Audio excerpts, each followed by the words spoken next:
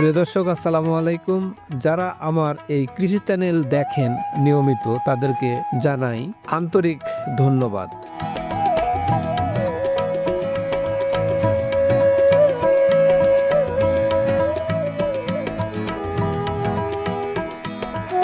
আজকে আপনাদের দেখাতে চলেছি রসুন ক্ষেতে ভারে করে একজন কৃষক পানি সেচ করছেন।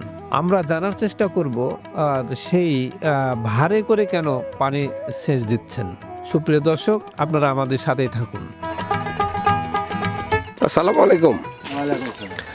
আপনার নাম কি? মোহাম্মদ নুর আমিন। আচ্ছা, আপনি যে এখানে যে পানি নিয়ে এসে দিচ্ছেন, এখানে কি জন্য পানি দিচ্ছেন? এইটুকু বৃষ্টি নাই, বৃষ্টি না কারণ থাকার কারণে রস নাই, তো তাই রসুন বাড়ায়নি। ও, রসুন লাগাইছেন? হ্যাঁ, রসুন লাগাইছি। তো বৃষ্টি দিচ্ছি, তো বৃষ্টি নাই, তো পানি দিচ্ছি, তো রসুনটা বাড়ার বের করবে। তো সেচ দেবো, তো আপনার ওই লত লাগাইছি, তো পচে যাবে, এই কারণে। কিসের লত লাগাইছেন? পটলের। ও, এর মধ্যে পটলও আছে?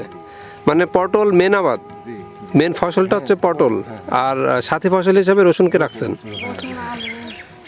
তো এই যে আপনি যে সেচ দিচ্ছেন, কোথায় পানি নিয়ে আসতেছেন? এই যে সামনে একটা পুকুর আছে, পুকুর থেকে, এই খাল থেকে পানি নিয়ে আসতেছেন। তো এতে আপনার কষ্ট হচ্ছে না? কষ্ট তো হচ্ছে। আপনি তো ওই যে ছ্যালো মেশিন টেশিন দিয়ে তো পানি দেওয়া যায়। ছেলে মেশিন দিলে আপনার ওই লতগুলো নষ্ট হয়ে যাবে। ও, এখানে পানির পরিমাণটা কম দিতে হবে। আর কিছুদিন পর ছেলে মেশিন দিয়ে দিতে হবে। নূর আমিন পেশায় একজন কৃষক।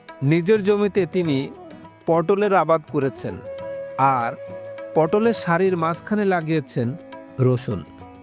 তবে সমস্যা দেখা দিয়েছে মাটির রস শুকিয়ে যাওয়ায় রসুনের চারা ঠিকমতো বের হতে পারছে না। নূর আমিন ও তার পরিবারের সদস্যরা খাল থেকে ভারে করে পানি টেনে এনে জমিতে সেচ দিচ্ছেন। কেন মেশিন দিয়ে সেচ দিচ্ছেন না প্রশ্ন করতেই নূর আমিন জানান, মেশিন দিয়ে পানি সেচ দিলে মাটির রস বেড়ে গিয়ে পটলের গাছ মরে যাওয়ার আশঙ্কা রয়েছে। তাই তিনি সামঞ্জস্য রেখে হাতে করে পানি সেচ দিচ্ছেন। রসুন ঠিকমতো গজিয়ে উঠতে পারে, আবার পটলেরও ক্ষতি না হয়।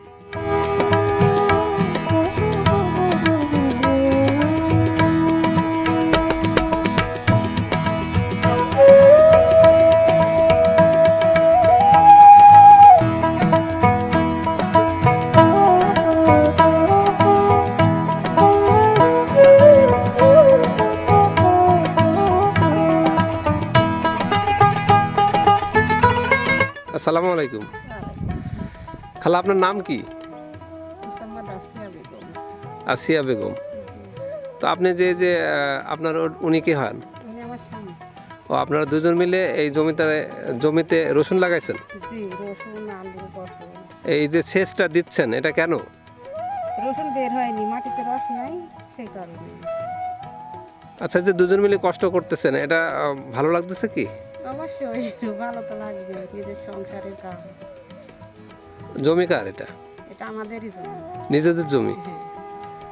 তো দুজন মিলে যে করতেছেন, এর ফসল যখন হবে তখন খুব আনন্দ তো লাগবেই। জি, খুব আনন্দই তো লাগে। যখন এত পরিশ্রম করে যদি ফসল ভালো হয়, তো ভালোই তো লাগে। আর ভালোর জন্য সেচ দেয়া। আর ফসল ফলার পর যখন দাম পান না, তখন তো একটু খারাপই লাগে।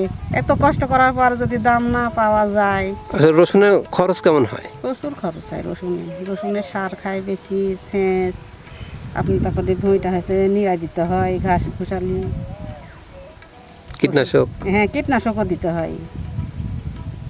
রসুনে একটু খরচ বেশি হয়, রসুনে আলু খুব খরচই হয়।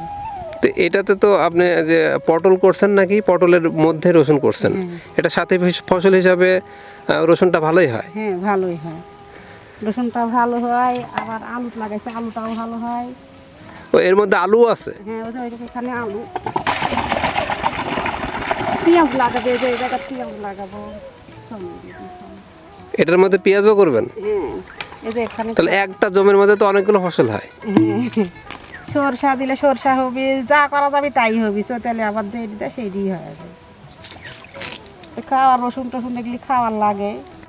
এভাবেই পরিশ্রম আর বুদ্ধিমত্তার সমন্বয়ে নূর আমিনের মতো কৃষকরা প্রতিদিনই লড়াই করে চলেছেন ফসল বাঁচানোর জন্য। সুপ্রিয় দর্শক, এমন বুদ্ধিমত্তা দিয়ে প্রতিনিয়তই কৃষকরা ফসলগুলো করে থাকেন। আমরা চাইবো এই ফসল যেন ঠিকঠাক আল্লাহ পাক তার ঘরে তুলে দেন।